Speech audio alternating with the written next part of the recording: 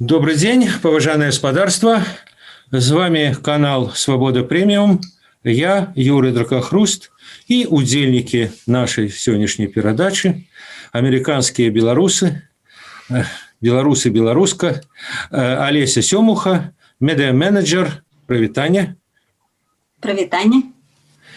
И Дмитрий Щегельский, доктор-психиатр, громадский дзеяч. Дмитрий, доброй раніцы. Зараз в Нью-Йорку раніца. Ну. Доброй раніцы і прывітанне слухачам, гледачам Радыё Свабода. Спадарства, сёння тэма нашай гутаркі гэта амерыканскія жарсці. Хаця і магчыма не толькі, магчыма вы як беларусы ўсё ж такі глядзіце на амерыканскія падзеі, ну хаця бы крышачку і беларускімі вачыма.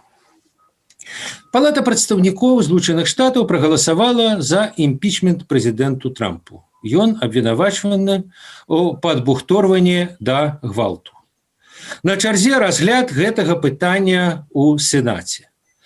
Давайте адразу пытанне. А вот за якое рашэнне выступаеце вы? Ну, можа, шырэй, скажем, ваши знаёмыя, ваши сябры, ваши сваякі ў ЗША. Олеся. Дякую, Юра. Ведаеце, все падзеленыя. З тых, каго я ведаю, з кім я кантактуюся, бальшыня выступае за падтрымку імпічмента, але зрэшты грамадства падзеленае. І мая пазіцыя ў гэтым не палітычная, а больш прынцыповая. Я лічу, што палітыкі мусяць несці і палітычную, і маральную, і крымінальную адказнасць за сваю дзейнасць.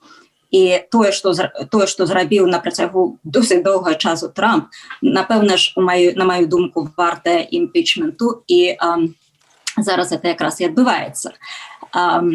Я думаю, нават калі Сенат не здолее набраць 2/3 галасоў, у гэтым будзе пэўны сімвалізм. У ангельскай мове ёсць такое паняцце, як integrity. Я не ведаю дакладна, як яго перакласці на беларускую мову, можа быць маральная прынцыповасць, але я лічу, што гэта вельмі важна для палітыка гэта мець. І беспакаранасць дэмаралізуе грамадства і спараджае цынізм. Дмитрий, і вам тое ж пытанне, у чым вы бачыце прынцыповасць і маральную адказнасць. Вы, ну і, як бы мовіць, ваша кола, ваши сябры, ваши аднадумцы, вот як вы глядзіце на гэта? Я пагажусь з тым, што грамадства падзеленае, і, на маю думку, прыкладна 50/50, ну, можа, там 48/52, гэта вельмі цяжка ацэніць. Вы учора пыталіся пра апытанне у мяне. Я учора вечарам зрабіў такі сёрч, я не знайшоў ніводнага апытання, якое было сур'ёзнае, кшталту Гэлапа, нешта такое на гэтую тэму, таму казаць вось як насамрэч падзелена грамадская думка вельмі цяжка. Мы можам толькі казаць эмпірычна тое, што мы бачым на свае вочы ў сваім асяроддзі, што не рэпрэзентатыўна, конечно.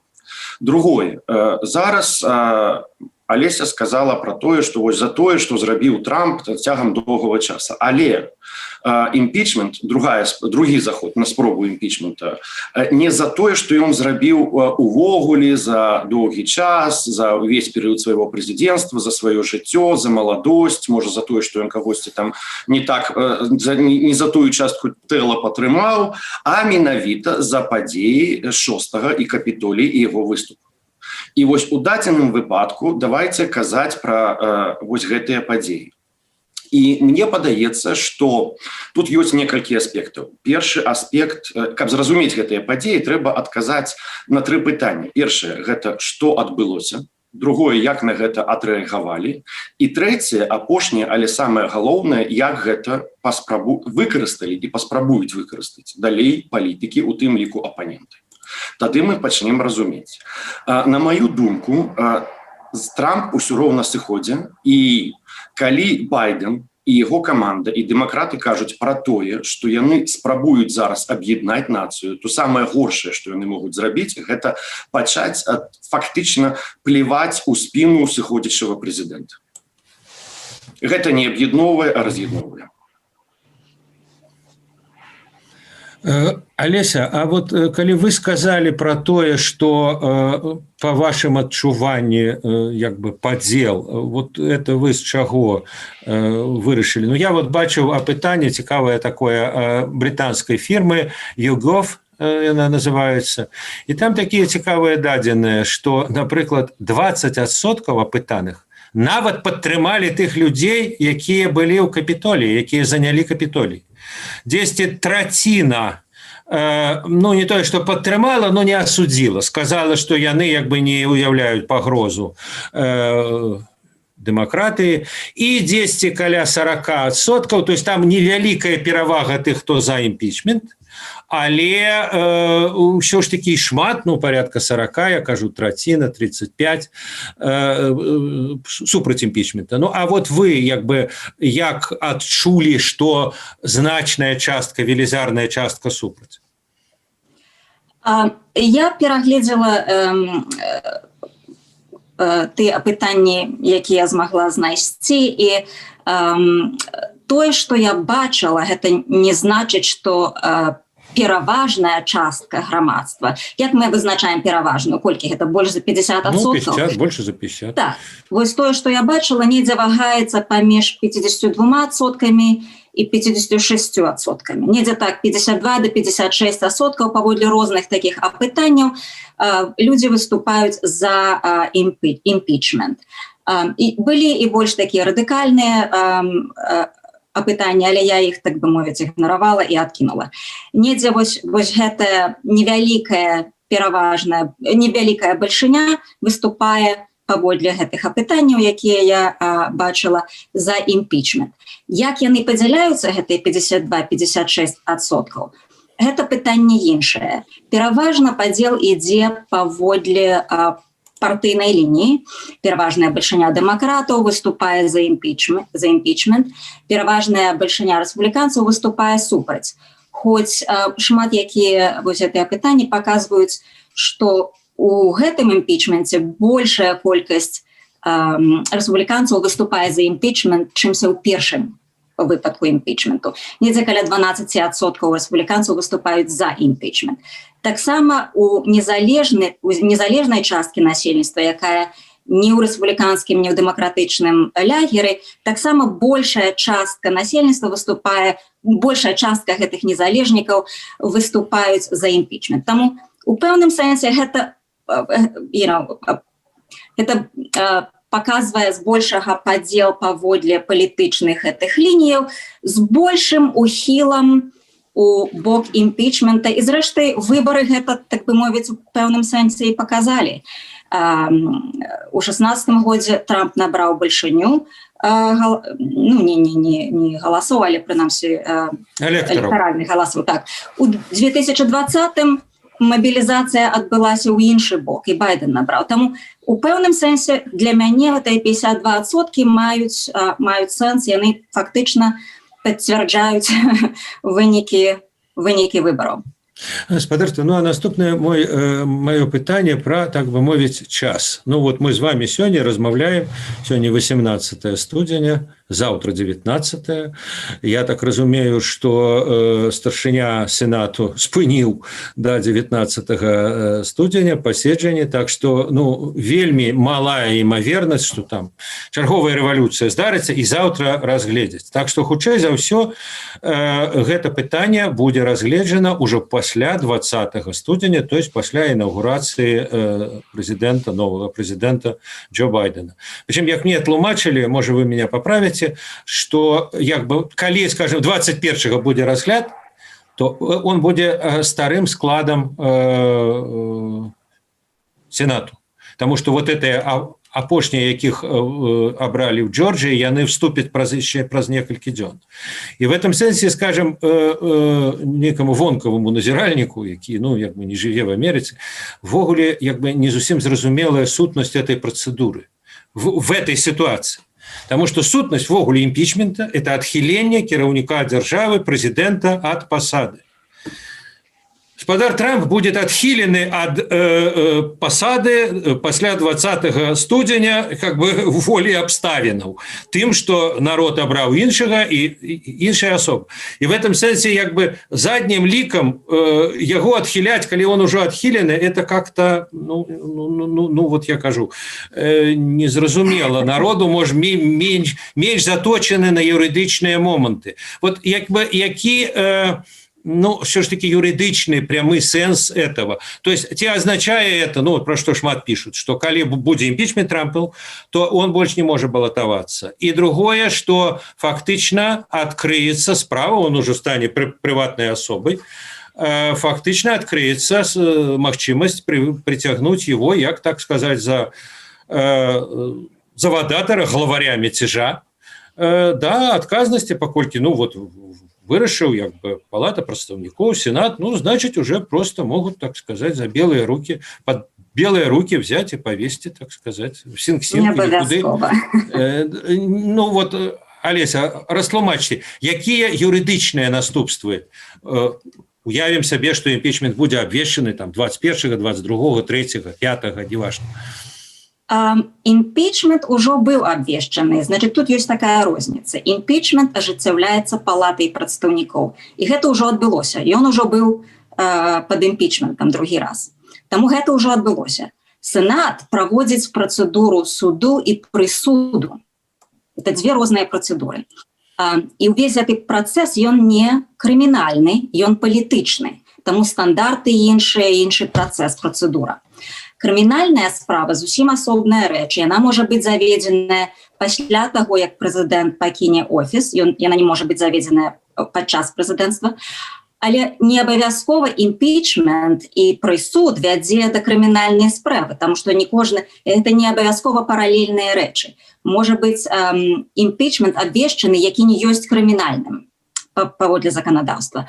Таму гэта трэба падзяляць. І зноў-такі 21-га, ці калі там гэтыя слуханні будуць адбывацца, гэта будзе працэдура суду і прысуду, не імпічменту. Што да часу, Канстытуцыя нічога не гаворыць пра час, калі працэс імпічменту можа адбыцца.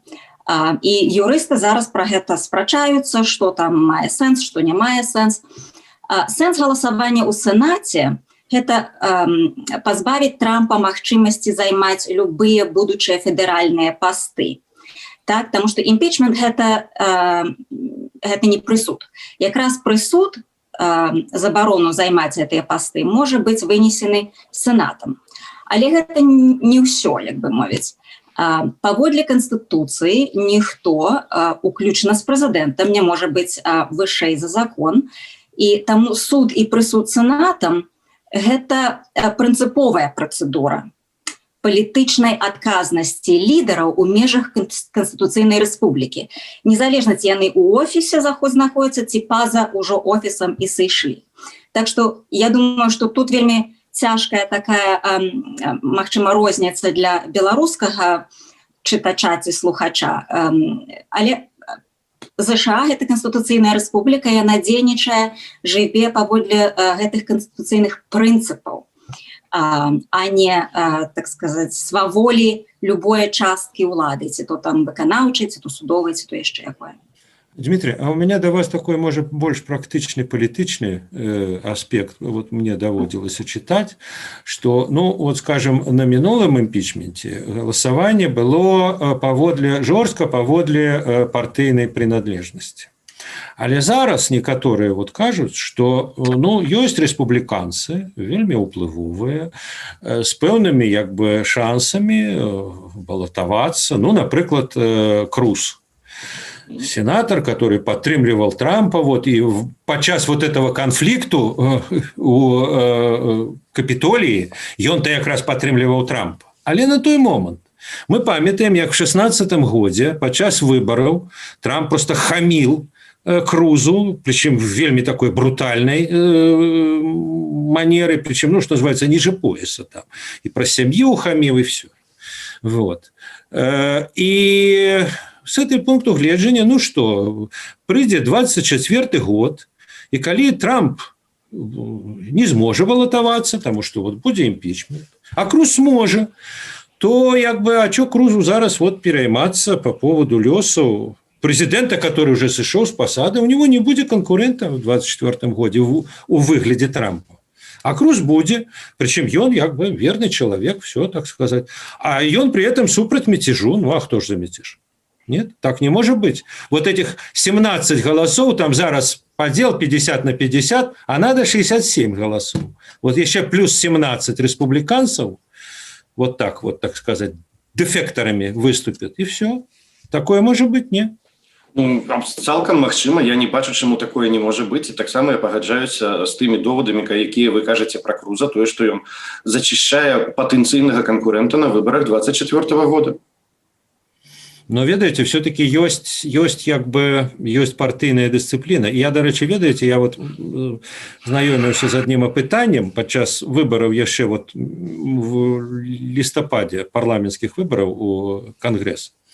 Бачу, в одном штате ведаю опытание. И там людей, республиканцев, пытались, вот ваш кандидат, которого вы выбираете туда, и он повинен голосовать так, как он думает, ці он падтрымліваць Трампа. И большасць республиканцев, выборщиков в этом штате, как вы думаете, отказали? Трампа повинен падтрымліваць. О, правильно. А это не фактор? Для того, чтобы республиканцы, сенаторы встали все-таки стеной. Нет, мы не будем, не дадим, не отдадим вам Трампа. Ну, разумеется, мне падаецца, что абставіны зараз яны незвычайныя для Злучаных Штатаў. Гэта такі востры грамадзянскі канфлікт, калі звычайныя правіла яны перастаюць працаваць. І пачынаюць працаваць зусім іншыя мэты, зусім іншыя правілы, зусім іншыя матывацыі ў людзей, якія, і мы не можам просто ўзяць тое, што было да пачатку гэтага канфлікта і пытацца выкарыстаць зараз. І ў гэтым ёсць якая-то падабенства сітуацыі ў Беларусі, калі ёсць вельмі востры грамадзянскі канфлікт, амаль грамадзянская вайна, я не кажу, што яна пачалася, але, на мой погляд, гэта не выключана. І ў гэтых умовах ідзе пытанне пра знішчэнне апанента любым коштам.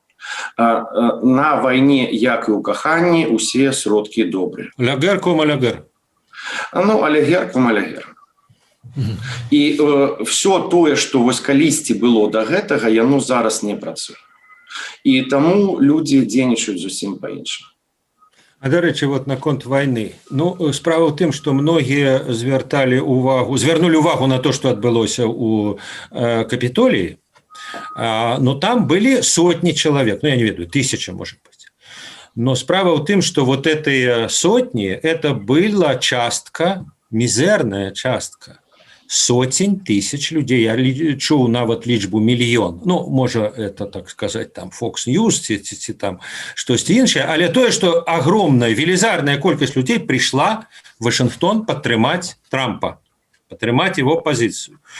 Зараз, дарэчы, сам Трамп, ну, он президент, так сказать, туда введена нацыянальная гвардыя, там сканцэнтраваная, але вот ці чакаеце вы каких-то массовых акций протесту по краіне, магчыма, у дзень інаўгурацыі, а магчыма, пасля. Мы памятаем, дарэчы, в 16 годзе, якія массовыя акцыі былі. В Вашингтоне выйшаў той самы мільён. А в розных гарадах, напрыклад, калі я не памыляюсь, у Портландзе, ну, там громадянская война, не громадянская война, ну, как вы сказали, острые конфликты. То есть там и мордобой был, и полицию гоняли, так сказать, и что-то там кидали. Вот. То есть это было вельми, вельми брутально, скажем так. Вот зараз, по ваших, изноў жа, адчуваннях, так сказать, вот вы не выключаете, вот вы чуете, что вот, может быть, вот прошла инаугурация Байдена, и какие-то люди, так сказать, ах так, а тут еще импичмент, ну мы, тогда свое слово скажем. Я не выключаю, але прагназаваць я не буду гэтага, таму што акцыі пратэстах будуць, я ў гэтым амаль упэўнены. Пытанне ў тым, якія, колькі, наколькі шмат людзей на іх выйдзе і будуць ли яны брутальнымі. Тое, што вялікая колькасць людзей пойдуць на там прымяненне зброі, на якія-то брутальныя дзеянні, я вельмі сумняваюсь. І колькі людзей было ў Капітоліі? То есть там кажуць і пра 300 і пра 400 чалавек. То есть і што цікава, гэта склад тых, хто быў у Капітоліі. Значит, частка людзей, якія там былі, яны зараз кажуць, мы самі не разумеем, чаму мы там аказаліся. І як мне падаецца, кажуць шчыра, то есть яны просто пад эфектам вось гэтага натоўпу пайшлі з натоўпам. Частка людзей, там абсалютна маргінальныя праварадыкальныя арганізацыі. Частка людзей гэта правыя кансерватары, але якія ў контрах з гэтымі праварадыкальнымі арганізацыямі, напрыклад, там былі габрэйскія удзельнікі, якія ў контрах з праварадыкаламі, якія ярка антисеміцкія. То есть гэта быў такі вінегрэт, які, як мне падаецца, ну, разумееце, гэта такой абставіны так склаліся, і людзі пад уплывам вось гэтага натоўпу, пад прызывам, пад эмоцыямі зрабілі нешта, прычым што зрабілі? Ну, окей, зайшлі, занялі, а далей нічога. І праз некалькі гадзін Капітолій вярнуўся да працы як звычайна. То есть фактычна нічога-то і не адбылося. Ну да, там нешта паламалі, нешта там узялі якія-то сувеніры, но як бы, а рэвалюцыя дзе? То есть дзе вось той момант, калі хтосьці пытаецца захапіць уладу і зрабіць пераварот. Як пісал Маршак, мятеж не может быть удачен, в противном случае его зовут иначе. І нават спробы-то перавароту я не бачу, я бачу якой-то, ведаеце, перформанс хутчэй. Такі, да, вось на нацыянальным узроўні, да, сімвалічным местам, але не больш. Вельмі часто пачынаюцца з перформанса. З перформанса, конечно, і рэвалюцыі робяць звычайна некалькі тысяч чалавек найбольш радыкальных і адмарожаных, скажем так, але мы бачым суб'екта, але мы не бачым плана дзеянняў і якіх-то асэнсаваных дзеянняў. Мы бачым просто выплеск эмоцый і нічога больш. Алеся, а ваш прогноз? Вот вы чакаеце чагосьці, ну, такого уже вельмі, так сказать, брутального, потому что, ну, вот тут як бы некалькі фактараў. З аднаго боку, это, скажем, вот перспектывы імпічмента. С другого боку, это тое, что вот люди убачаць, вот президент Байден. Як вы памятаеце, вот этот лозунг, які быў в 16 годзе, вельмі шмат дзе, в Нью-Йорку, і в том же Портленде. Нават тады, дарэчы, ніхто не аспрэчваў вынікі выбараў, в адрозненне ад цяперашняга. Але тады быў то мотто: «Ён не наш президент». Неважно, его выбрала большасць, он не наш, он нам чужой, он не наших каштоўнасцяў, и он выклік нашим каштоўнасцям. И вот он, тады это был Трамп.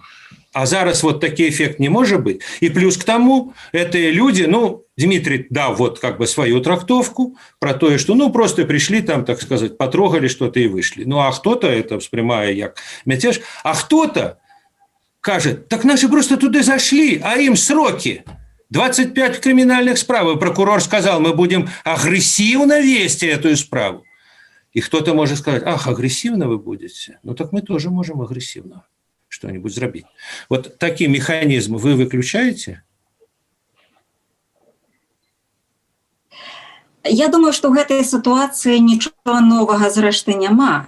Калі вы пойдзеце далей у гісторыю, тое самае было і пры Абаме. Шмат хто гаварыў, Абама не мой прэзідэнт, я нават не магу сабе ўявіць, каб у мяне быў такі прэзідэнт. Калі Буша выбіралі, я памятаю, былі таксама такія лозунгі, што гэта не наш прэзідэнт, што як такога можна было б выбраць. Я, дарэчы, чытаў, ведаеце, я вас перапыню, Алеся, я чытаў, калі в дальнюю гісторыю, што калі трэці прэзідэнт быў Джефферсон, прыйшоў да ўлады, то там таксама была летняя грамадзянская война. Потому что люди говорили, что этого радикала, этого отморозка, экстремиста, да влады, дать ему владу, думаю, что с ума сошли, он развалит страну чертям. Тому я і кажу, що я не прихильниця ідеалізації минулого. Ведаеце, і ў гісторыі ЗША было шмат гвалтоўных і крывавых падзей, і аднадумства аднародным грамадстве ніколі не было ад пачатку. Прыгадайце рэвалюцыйную вайну, так? Заваёвы тэрыторый, потым грамадзянская вайна, рух за грамадзянскія правы, забойствы прэзідэнтаў, паўстанні. Так што гэтага хапала ўсяго ў гісторыі ЗША. Я думаю, што і зараз будуць пратэсты, і некаторыя будуць гвалтоўныя, магчыма, з ахвярамі. Але я не думаю, што гэта будзе ў такім самым маштабе, як бы, скажам, вайна грамадзянская. Таму што, як сказаў спадар Шчыгельскі, няма ні плану, ні лідарства, ні аднадумства ва ўсім гэтым. І Трамп зусім не планаваў, так бы мовіць. У Трампа ніколі не было ідэі, ён не чалавек ідэі, ён проста падхапіў тое, што ляжала на зямлі і скарыстаўся, як кажуць ім, падпаліў гэта. Але гэтая бочка за тым бензінам, там ўсяго, чаго толькі не накідана, як кажуць. Сённяшняя сітуацыя расколу, яна вострая. Я з гэтым спрачацца не хачу, але яна не новая, і яна не створаная Трампам. Як я сказала, ён просто як бы часова падабраў гэтую праблему і завастрыў яе. Але яна вострылася ўжо дзесяцігоддзі. І што ж зрэшты вострыцца-то?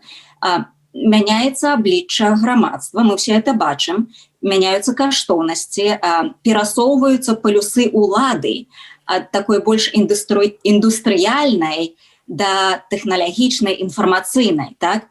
І гэта закранае вельмі значную частку насельніцтва. Гэта белая, сярэдняя, як бы мовіць, Амерыка. Яны трацяць свой уплыў, яны трацяць сваю важкасць, ну, яны супраціўляюцца натуральна гэтым зменам. Дадайце да гэтага пандэмію, все гэтыя абмежаванні, эканамічны спад, і весь этой некампетэнтная дзейнасць Трампа ў гэтым сэнсе за апошнія 1,5 гады асабліва. І атрымаецца радыкалізацыю з усіх бакоў і штурм гэтай цыркавой Капітолія. Я не думаю, вы запыталіся, ці імпічмент істотна пагоршыць сітуацыю. Я не думаю, што імпічмент пагоршыць сітуацыю, бо праблема большая за Трампа і за імпічмент. Праблему занядбалі абедзве партыі і эканамічныя эліты. І наступствы, вот гэтыя пратэсты, будуць цягнуцца незалежна ад асобы і лёсу Трампа. Гэта моя думка. Спадарство, ну мы уже так скосно закранали беларускую тему. Давайте ее закранем. Я прошу прабачэння. Да. Я абсолютно, с апошнім тезисом я абсолютно пагаджуся, что гэта не проблема Трампа, як і ў Беларусі, гэта не проблема Лукашенко, гэта проблема той часткі грамадства, якая не задаволеная, гэта каштоўнасны канфлікт паміж рознымі часткамі грамадства. І я б яшчэ дадаў, што белы сярэдні амерыканец губляе не толькі уплыў, не толькі ўладу, там нешта яшчэ, ён банальна губляе грошы. Таму што на сярэдзіну 70-х гадоў самая такая распаўсюджаная спецыяльнасць у Злучаных Штатах — гэта звычайныя працоўны на канвееры. По паритету покупательской способности ён атрымліваў на сённяшнія грошы каля $50 у гадзіну. Сёння найбольш распаўсюджаная праца — гэта чалавек, які працуе ў Walmart'е і атрымлівае мінімальны заробак. Таму што калі мы кажам пра Амерыку, мы заўсёды бачым Манхэттан, мы бачым там Пятую Эвеню, мы бачым Сілікон Валей, але гэта ведь маленькія часткі Амерыкі і маленькія часткі грамадства, маленькія часткі насельніцтва. А агромная частка насельніцтва — гэта вось сярэдняя звычайная Амерыка, дзе ёсць белае насельніцтва, ну, з такой-сякой адукацыі, не самай лепшай, не самай горшай. І вось менавіта гэтая частка апошнія 20-30 год губляе. І інтарэсы гэтай часткі і выражаў Трамп. Я таксама пагаджуся, што ён падхапіў, і не было б Трампа, быў бы, знайшоўся б нехта іншы абавязкова. Ну, у меня, до речи, я хочу все-таки задать еще одно питание. Вы видите, такой вот у меня была некая метафора про такого кшталту з'яви, вот як тое, что в Америце. Метафора такая. Вот змей ветер, гне дрэвы. И як ён гне дрэвы, мы бачим. Вот можно силу ветра померить. Вот он такой. Вот убачить, як дрэва гнется. Але померить, як дрэва все-таки выстойвае, что оно не ломается, як бы тут нема крытэрія. Крытэрій просты. Яно зламаецца, ты не зламаецца. Ну, вот не зламалася, ну, значит, недастаткова быў моцны ветер. Так и тут. Вот вы говорите ободва про поляризацию, про раскол. А что-то все-таки склеивает это громадство. что-то же этому расколу не дае ператварыцца, ну, просто в грамадзянскую войну, как в 1863 году, просто брат на брата, так сказать, брал стрельбу и стрелял. А чему все-таки это не перетворяется в громадянскую? Что вот слепливает трампистов и байденистов, так сказать, там, Окасио-Кортес и, я не ведаю, Круза? Олеся. Ведаеце, а мне іншая як бы аналогія, калі вы гаварылі, Юра, прыйшла ў галаву. Для таго, каб, ведаеш, аналогія з кранам. Каб мець добрую ваду, трэба мець кран з халоднай вадой і кран з гарачай вадой. І вось у ЗША гэтыя два краны ёсць, яны змешваюць гэтую ваду, і у кожныя 2-4 гады можна змяшаць яе па-рознаму, трошкі цяплейшая, трошкі гарачэйшая, але вада ідзе, і мы ёю карыстаемся. У Беларусі кран паставілі, трубу не падвялі, вада не ідзе, але кран тырчыць. А все ходзяць, так бы мовіць, да калодзежа па ваду. Што трымае таму сістэма? Я да таго, што это аналогія таго, што ёсць сістэма, якая падае ваду, якая дапамагае змешваць розныя інтарэсы у такую масу, якая недзе адпавядае моманту. І што гэта за краны? Гэта краны шматлікія, падзелу улады, канстытуцыйных прынцыпаў, культурнага развіцця, каштоўнасцяў. Гэта вельмі вялікая сумесь вось гэтых розных рэчаў, якія гадаваліся дзесяцігоддзямі, стагоддзямі, і пра якія інтэлектуалы амерыканскія вельмі моцна думаюць. Я ведаю, што вельмі часта крытыкуюць амерыканскую эліту і злева, і справа, але гэтая эліта, яна якраз робіць вельмі важную справу ад самага пачатку заснавання рэспублікі. Яна думае, як можна паставіць існаванне на такі падмурак, які б выстаяў вось гэтыя выпрабаванні.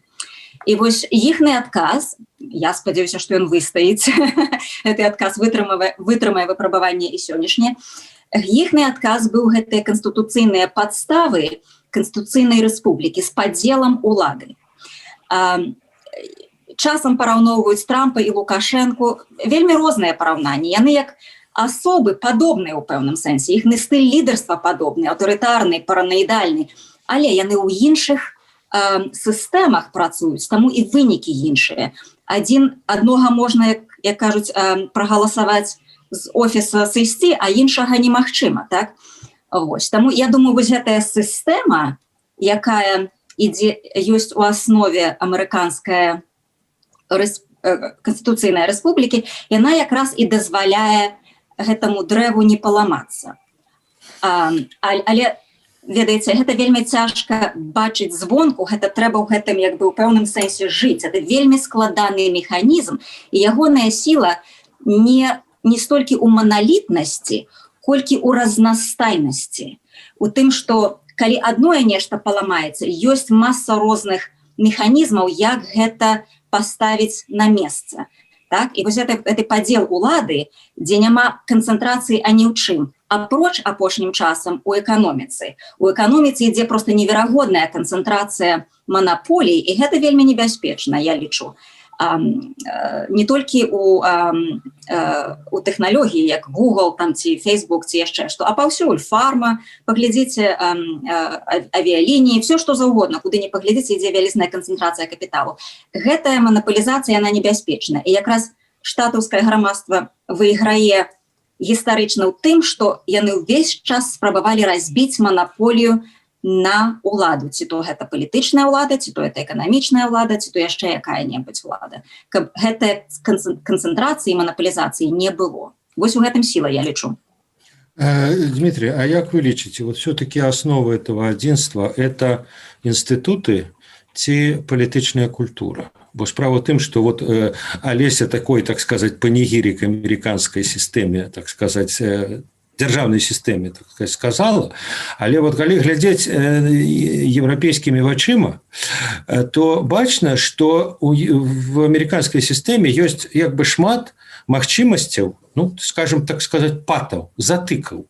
То есть в этом сэнсе, скажем, в Нямецчыне, умоўна кажучы, там, калі прапаноўваецца нейкі ўрад, прэзідэнт прапановвае ўрад, яго не падтрымлівае парламент, ну, абвяшчаюцца новыя выбары. А вот, умоўна кажучы, Байден, ну, такого не будзе, ну, умоўна кажучы, он прапануе одного міністра, другого міністра, третьего міністра Сенату. А в Сенате, скажем, такие сидят упертые люди. Нет, мы никого не прымаем. Які выход? Тут выхода нема. Президента знять нельга с посады за то, что он кепских министров пропановывает. Парламент распустить нельзя. Пад. Ніякой легитимной влады нема. Влада не обрана, то есть обраны только президент. А Сенат ніводнага его министра не затверждает. Так ніколі не было в американской системе, але тому, что там працаваў політычны консенсус, які не записаны в Конституции. В Конституции записан пад. Принамсі его пагроза. Так что трымае Америку? Чаму там может быть эффективная улада? Вот с беларускімі вачыма, ну не толькі вачыма я бацькі, але звычайнага беларуса. Вот он глядит, да, Америка, класс, демократия. Слушайте, а кто там старшой? Чаму вот Трамп сказал, там, я не ведаю, Байден сказал, а парламент, ну, нават калі там большасць оппозиции, чаму яны услухаются? Чему они не вставляют ему палки во все колеса? Что за народ дикий такой? Дикий народ, нема, дикие люди. Господара нема. Вот как это працует? Ну, гэта працуе так, што і гэта же адказ на ваше пытанне, што трымае разам. На мой погляд, разам трымае перш за ўсё эканамічны інтарэс. Таму што грамадства добра разумее, што калі пайсці на вось такі востры канфлікт, то будзе яшчэ горш. Нават калі камусь зараз не вельмі добра, але дакладна будзе яшчэ горш. Другое, ну будзе пад. Ну окей, у Вашынгтоне будзе пад. Як гэта паўплывае на жыццё звычайнага амерыканца? Да ніяк не паўплывае. Бізнес будзе працаваць, падаткі будуць сплочвацца, школы будуць працаваць, паліцыя будзе працаваць, ну нічога не адбудзецца. Ну там у DC будуць нехта з кімсьці разбираться. Нехай разбираются далей. І ваша метафора про ветер і дрэвы. Мне гэта нагадвае Конфуций, які казаў, што правитель ветер, народ трава, куда дует ветер, туда гнется трава. Нешта падобнае. Але пытанне ў тым, што калі нават якая-то колькасць дрэваў зламаецца, ну окей, вырастуць новыя, і сістэма амерыканская, ее сила не ў тым, што яна гнуткая, яна приспосабливается, яна весь час змяняецца. І мне падаецца, што нічога асабліва дрэннага не адбудзецца. Адзінае, што куды гэта ідзе, як мяняюцца каштоўнасці. І мне падаецца, што пагроза ідзе зараз не столькі з боку рэспубліканцаў і кансерватараў, сколькі з боку нават не лібералаў, а левакоў. Таму што зараз у Амерыкі часта блытаюць лібералаў і левакоў, якія спрабуюць гэтыя каштоўнасці змяніць. Не любіце вы іх, Дмітрий? Не люблю. Можа, не ўмею гатаваць, як трэба, каб любіць. Может быть. Ось, потому что, ну, вось, калі з боку левакоў вось гэтыя спробы паменшыць свабоду, гэта дакладны наезд на свабоду слова, які адбыўся пасля вось гэтых падзей, усё гэта, як мне падаецца, вельмі небяспечна, але я спадзяюся, што Байден, нягледзячы на тое, што ён мне не падабаецца, будзе рабіць тое, і не толькі ён, а яго каманда, тое, што рабілі ўсе прэзідэнты Злучаных Штатаў, спрабаваць аб'яднаць грамадства. Традыцыйна прэзідэнт спрабуе аб'яднаць грамадства і быць прэзідэнтам усіх, а не толькі адной часткі. Тым не менш пабачым. Спадарства, ну и напрыканцы у меня все-таки пытанне пэўнае про пэўную аналогію з Беларусью. Вы уже про это некалькі разоў казалі. Ну вот палітычны кризис Беларуси, но это никому не трэба, так сказать, доказывать, это відавочна. Але кризис и в Злучаных Штатах. Ну імпічмент не по кожнаму як бы подставе абвяшчаецца, и все ж таки у парламент люди заходят, так сказать, с такими метами, с якими заходили. Можно это называть там беспорадками. Ну, это так вот, як сказал Байден, раз в 244 годы отбывается. Так что кризис и там есть. Вот. При этом Нэнси Пелоси, Джо Байден говорит мяцеж. А в Беларуси Лукашенко и спадар Карпенков говорить, мяцеж, лишние люди. Вот хто из них мае рацыю, хто не мае рацыю. Ну, як бы зразумела, сістэмы розныя, краіны розныя і гэтак далей. Але ну вот маса людзей на вуліцы і там. Як бы незадавальненне і там. У пэўнай часткі, прынамсі, у Злучаных Штатах сумневы ў выніках выбараў. У невялікай, но ёсць. І ў Беларусі участкі таксама ёсць сумневы ў выніках выбараў. Так это вот падобны працэс ці розны. Ну, можна сказаць, в Беларусі ж ніхто не захопліваў як бы парламент ці яшчэ штось. Ну а вот падчас беларускага крызісу ў Кіргізстане захапілі і скінулі прэзідэнта, і новыя выбары уже нового абралі. Вот, так все-таки як бы вот Беларусь, Америка, беларускі крызіс, амерыканскі крызіс. Чым адрозненне, в чым можа падабенства, Алеся? Ну, ведаеце, я не думаю, што падабенствы ці адрозненні вельмі паралельныя. Все ж таки сістэмы настолькі розныя, што іх параўноўваць вельмі цяжка. Ёсць некаторыя падабенствы. Ёсць падабенства у стылі лідарства, так, цяперашніх прэзідэнтаў Беларусі і ЗША. Абодва як бы выступаюць у ролі пэўнага гістарычнага тормазу. Гэты тормаз у поўным стопары 26 гадоў Беларусі, як кажуць, у ЗША ён такі больш нядаўні, але ў пэўным сэнсе, у гістарычным сэнсе яны спрабуюць запаволіць некаторыя працэсы і вярнуцца да, так бы мовіць, ідэй таго, як было.